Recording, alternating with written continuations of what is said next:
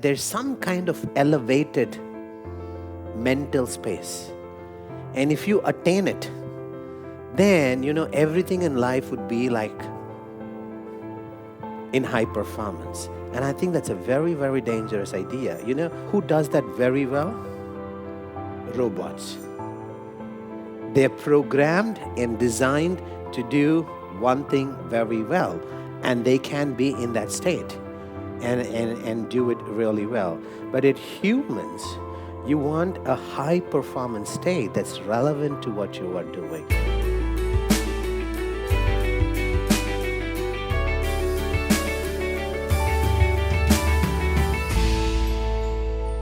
The state you are in when you're learning is so different. The high performance state when you're learning is so different from the high performance state when you're sleeping.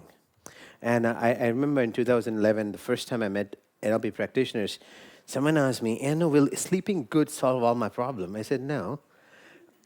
But having the right sleep makes a big difference. So there was a guy who had come to that event, and he learned some, my first time I'm doing practitioner, I don't even know the things that I know now. And remember, I said I'm very lucky because imagine it's the first event I'm doing and I get all the problematic people. So I had no choice but to develop skill because you have to deliver to what people have come for. He was working for an IT company and he learned some form of meditation that allows him to be energetic and active with just 10 minutes of sleep. Now, do you know where people use that form of meditation? When they go to war. They don't know if they're going to come back alive or dead. And they have to fight.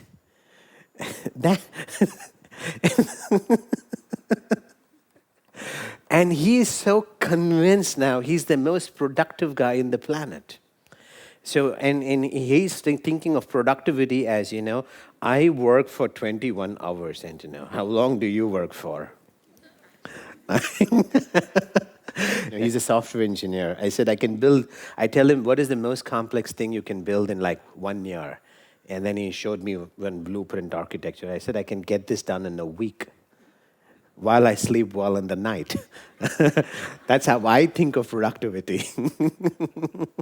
And the problem was, he tried to sleep that night because I insisted, and he said, okay, I agree, one day I'll try sleeping. And he didn't do that meditation for 2 days, and the third day he tried to sleep, and guess what? He couldn't sleep. It's a disaster.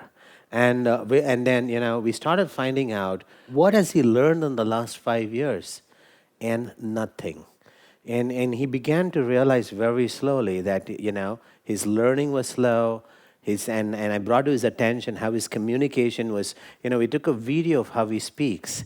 And it was not even coherent because he would speak in this fashion, thinking about what he is trying to speak every 2 words.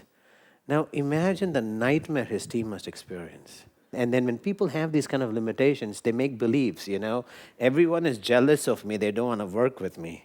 They think if they support me, I will grow fast.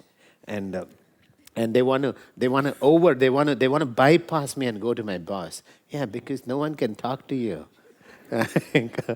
This was his condition, and then I don't know why, because I just wanted him to learn, and I wanted people not to learn from him. So I came up with this statement. I said, sleep is the best form of meditation. And then immediately in my mind I thought, oh my God, all these people who are sleeping poorly are going to think they're meditating. So I added, but not all sleep. And I think that's really true, that sleep is the best form of meditation, but not every sleep.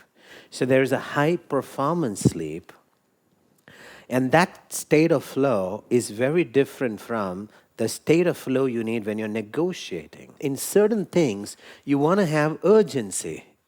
In certain things, you want to feel cool like a cucumber. And these are different states. So, one of the ideas that some people have, and I don't know where they get it from, I think a lot of motivation books, is that there's some kind of elevated mental space. And if you attain it, then, everything in life would be like in high performance. And I think that's a very, very dangerous idea. Who does that very well? Robots. They're programmed and designed to do one thing very well, and they can be in that state and do it really well. But at humans, you want a high performance state that's relevant to what you are doing. So you're not necessarily thinking about being elevated, you're thinking about dance.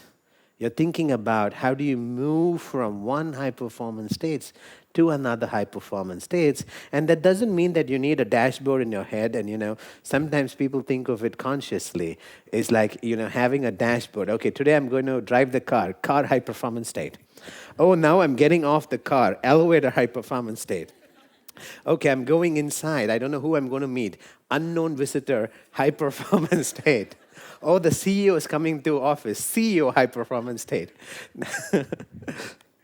Thankfully, your unconscious can turn these things on and off. And what is even more beautiful is even in the same context of negotiation, you can have a variety of high performance states. And you might start with one, you might move into another, and then you might move into another in the same context, based on calibration, based on the response you're getting from the people that you are interacting with. We never like to complete our video without giving you the opportunity to personally evolve and launch your legacy. Imagine for a moment, what would it feel like when you are impacting the world positively so much and enhancing your business, your health, your family, and legacy. All of this together simultaneously, continuing to grow leaps and bounds, fast and smoothly. If you've got the right motives, we believe Antano Harini will be able to help you launch your legacy in compressed time. Get excellence installation-based personal evolution and keep making a difference, starting with yourself.